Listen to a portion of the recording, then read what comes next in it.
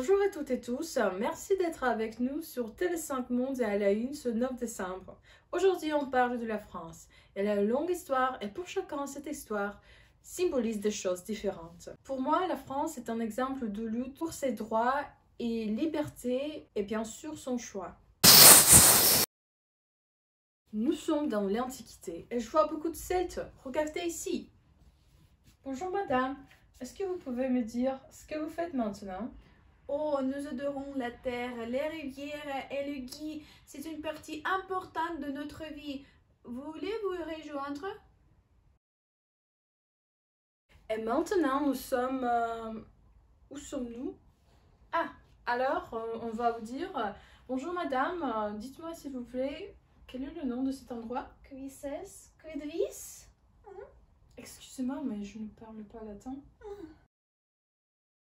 L'État franc est l'un des premiers États à émerger après la chute de l'Empire romain.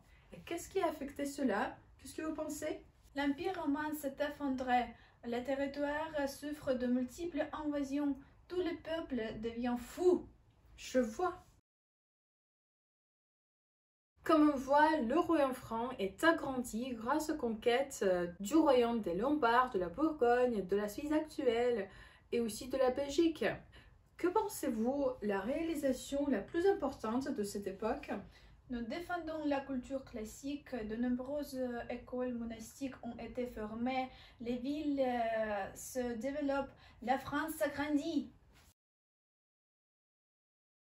Voilà, nous avons une occasion unique de parler à Adélaïde d'Aquitaine, épouse du premier roi de France. Excusez-moi, pourriez-vous nous dire quelques mots sur votre mari, sur son rôle? Mon mari a fondé une nouvelle dynastie capétienne.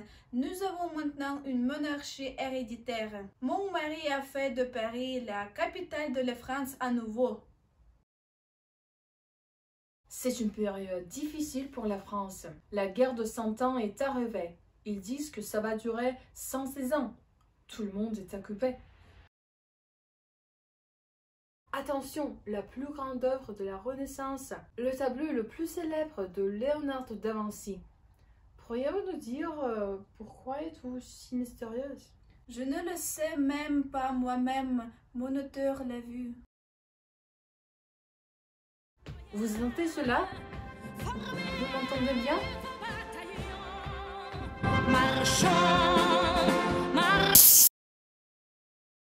Le siècle de Lumière, les luttes économiques, la Révolution française va tout changer. Voilà, la République est née. Allons-y vite, dépêchez-vous. Ce sera l'exécution du roi Louis XVI et de la reine Marie-Antoinette. La monarchie est finie. Les événements militaires ne s'arrêtent pas là. Voici, Napoléon va à Moscou.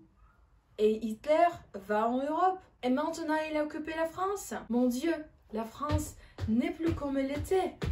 Quel cauchemar! Voilà. Hurrah, l'occupation est levée. Liberté, allons fêter ça.